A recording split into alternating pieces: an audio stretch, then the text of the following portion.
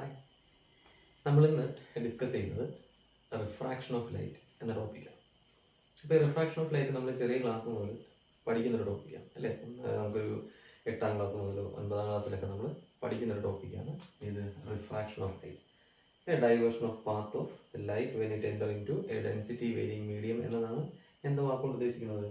Refraction of light എന്ന time കൊണ്ട് നമ്മൾ ഉദ്ദേശിക്കുന്നത് അല്ലേ, ലൈറ്റ് ഡെൻസിറ്റി വേരിയേഷൻ ഉള്ള ഒരു മീഡിയത്തിലൂടെ കയറി കഴിഞ്ഞാൽ ലൈറ്റിന്റെ പാത്തിന് ഡൈവേർഷൻ ഉണ്ടാകുന്നത്, ഡീവിയേഷൻ ഉണ്ടാകുന്നതിന് വിളിക്കുന്ന പേരാണ് എന്ത് വാക്കുകൊണ്ട് പറയുക, റിഫ്രാക്ഷൻ. ഈ ഫിഗറൊക്കെ നമുക്ക് ഓൾറെഡി അറിയാവുന്ന ഫെമിലിയർ ഫിഗറാണ്. നമ്മൾ ജസ്റ്റ് ഒരു ഇൻട്രൊഡക്ഷൻ എന്ന രീതിയിൽ തന്നെ പറയുന്നു എന്നുള്ളതേ ഉള്ളൂ. നമുക്ക് അപ്പാരന്റ് ഡെപ്ത് എന്നൊരു ടോപ്പിക്ക് പഠിക്കാൻ വേണ്ടിയാണ് നമ്മൾ എന്ത് ചെയ്യുന്നത്, ഈ ഒരു ടോപ്പിക്ക് നമ്മൾ ഇൻട്രൊഡ്യൂസ് ചെയ്യുന്നത്. അപ്പോൾ നമുക്കതിന് ലോ ഓഫ് റിഫ്രാക്ഷൻ നമ്മൾ കേട്ടിട്ടുള്ള വാക്കാണ്, സ്നെൽസ് ലോ നമ്മൾ കേട്ടിട്ടുള്ളതാണ്, അതിന്റെ ഇക്വേഷൻ നമ്മൾ കേട്ടിട്ടുണ്ട്. അപ്പോൾ അത് ജസ്റ്റ് ഒരു ഔട്ട്ലൈൻ കൊണ്ട് നമ്മൾ എന്ത് ചെയ്യുന്നു, ഒരു ഇൻട്രൊഡക്ഷൻ പോലെ പറഞ്ഞു പോകുന്നത്. അപ്പോൾ നോക്കിയാൽ ലൈറ്റ് ഒരു റയറർ മീഡിയത്തിൽ നിന്ന് ഡെൻസർ മീഡിയത്തിലോട്ട് കയറി കഴിഞ്ഞാൽ എന്താണ് റയറർ മീഡിയം, എന്താണ് ഡെൻസർ മീഡിയം എന്നൊക്കെ നമുക്ക് അറിയാവുന്നതാണ് അല്ലേ.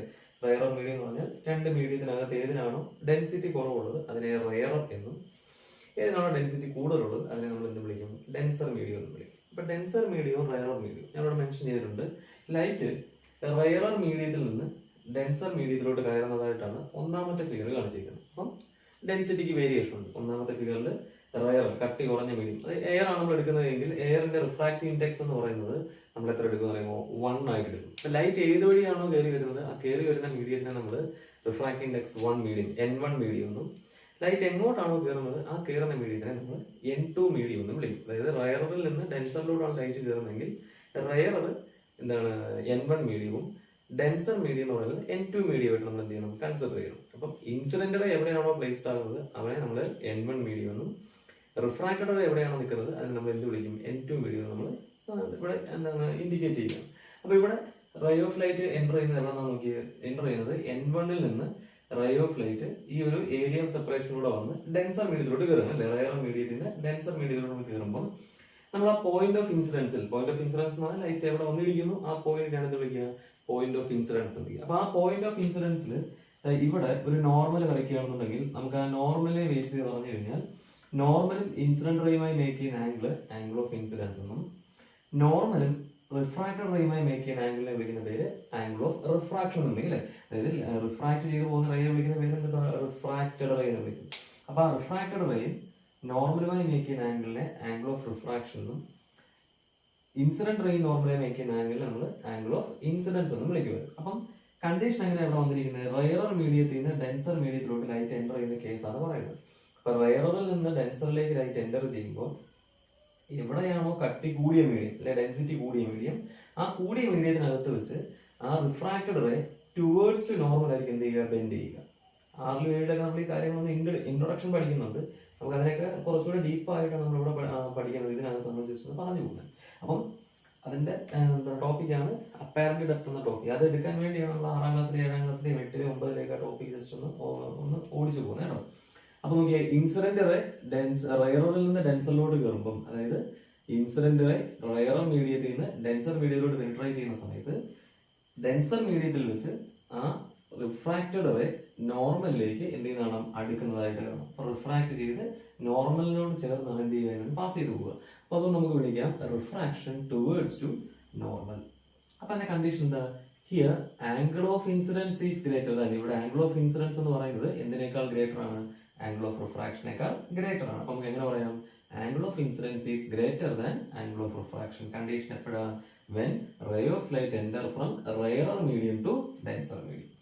റയറർ മീഡിയത്തിൽ നിന്ന് ഡെൻസർ മീഡിയത്തിലൂടെ ലൈറ്റ് എൻ്റർ ചെയ്യുന്ന സമയത്ത് ലൈറ്റിന്റെ ആ റേസ് നോർമലുമായി മേക്ക് ചെയ്യുന്ന ആംഗിളിന്റെ കണ്ടീഷൻ എന്ന് പറയുന്നത്, ആംഗിളിന്റെ ഒരു രൂപം എന്ന് പറയുന്നത് angle of incidence angle of റിഫ്രാക്ഷനേക്കാൾ എന്തായിരിക്കും, ഗ്രേറ്റർ ആയിരിക്കും.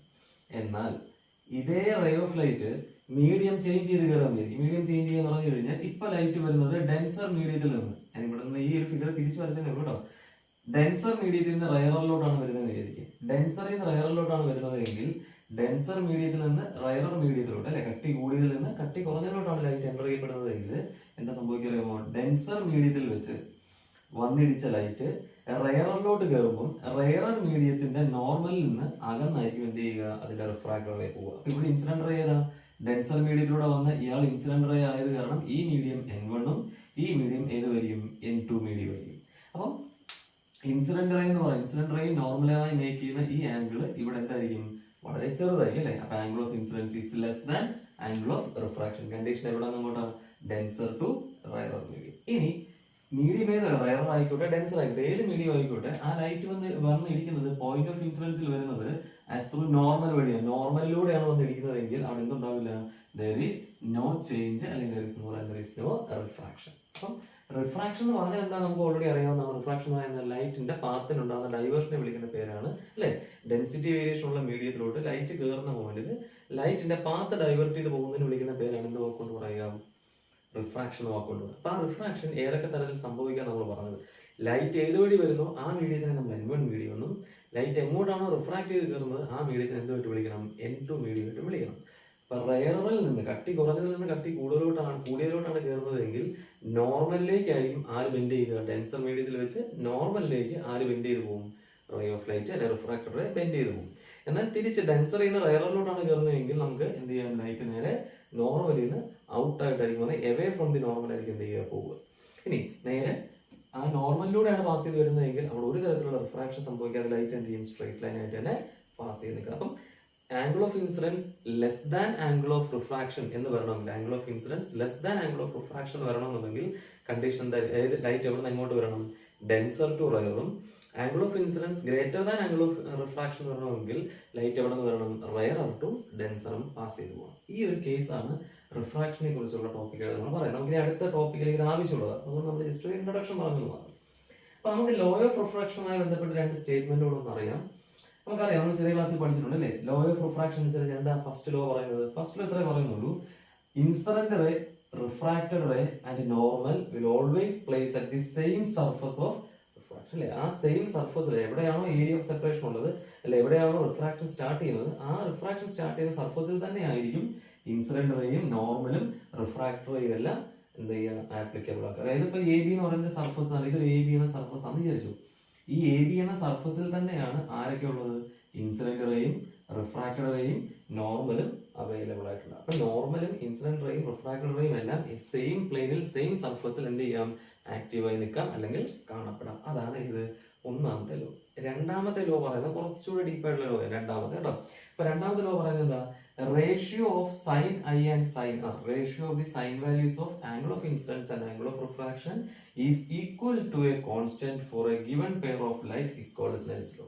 എന്ന് വെച്ചാൽ ഇവിടെ കാണുന്ന ഐയും ഇവിടെ കാണുന്ന ആംഗിൾ ഓഫ് ഇൻസിഡൻസും ആംഗിൾ ഓഫ് ഐയും ആംഗിൾ ഓഫ് ഇൻസിഡൻസിന്റെയും ആംഗിൾ ഓഫ് റിഫ്രാക്ഷന്റെയും സൈൻ വാല്യൂസിന്റെ റേഷ്യോ എന്ന് പറയുന്നത് എപ്പോഴും എന്തായിരിക്കും ഒരു കോൺസ്റ്റന്റ് ആയിരിക്കും. ആ കോൺസ്റ്റന്റിനെ നമ്മൾ വിളിക്കുന്ന പേരാണ് എന്താ പറയുക റിഫ്രാക്റ്റീവ് ഇൻഡെക്സ് കോൺസ്റ്റന്റ് എന്ന് വാക്കുകൊണ്ട് അല്ലെ റിഫ്രാക്റ്റീവ് ഇൻഡെക്സ്. അപ്പം അതൊന്ന് പ്രൂവ് ചെയ്യാൻ അതിനെ കുറിച്ച് ഡിസ്ക്രൈബ് ചെയ്യുന്ന ലോ ആണ് എന്ന് പറയുന്നത് സ്നെൽസ് ലോ എന്നിട്ട് കൊണ്ട് പറയുക. എങ്ങനെയാണ് സ്നെൽസ് ലോ സ്റ്റേറ്റ് ചെയ്യുന്നത് റേഷ്യോ ഓഫ് ഈ ഇക്വേഷൻ നോക്കി പറഞ്ഞാലും മതി ratio between ratio of sin I and sin R is always equal to a constant called refractive index. അതിൽ N12 എന്നാണ് എഴുതിയിരിക്കുന്നത്.